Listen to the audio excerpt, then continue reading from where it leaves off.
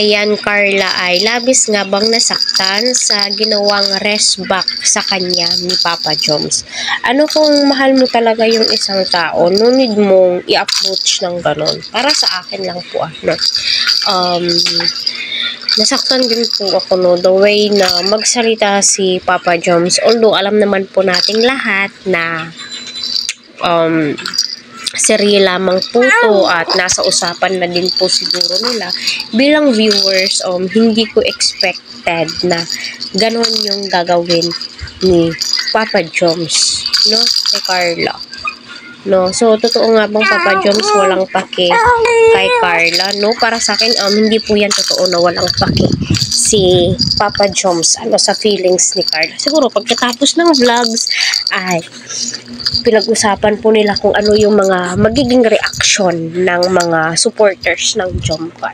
Although andun po tayo sa part na medyo nadi-disappoint po tayo kasi nga maraming nagko-comment na naku, buti lang yan kay Carla kasi ganun yung pag-approach niya kay Papa Joms nung pumunta sa apartment. Para sa akin, litong-lito si Carla that time, kung ano yung kursong gusto po niya talaga, kasi alam naman po natin na education po talaga yung gusto niya. Bigla pong nag-nurse at yun, gulat na gulat po sila nung pumunta. Siguro nape-pressure, so para sa akin, unawain na lamang po natin dahil part po ito ng Kalingap serye, So, kita naman po natin pagkatapos ng vlog, tuwang-tuwa si Papa Joms, sila ni Kalingap Ian, So, para sa akin, abangan po natin yung part 52, kasi may mangyayaring kakaiba.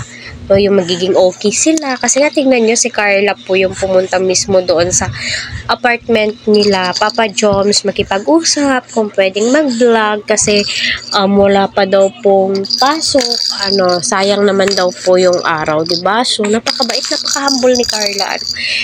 Kita naman po sa kanyang mukha, simula ng matulungan nila Kalingap Rab, ay hindi naman po nagbabago itong si Carla. Although, nag-improve po siya sa kanyang physical appearance, panglabas na anyo, pero yung ugaling meron siya, still ganun pa rin po.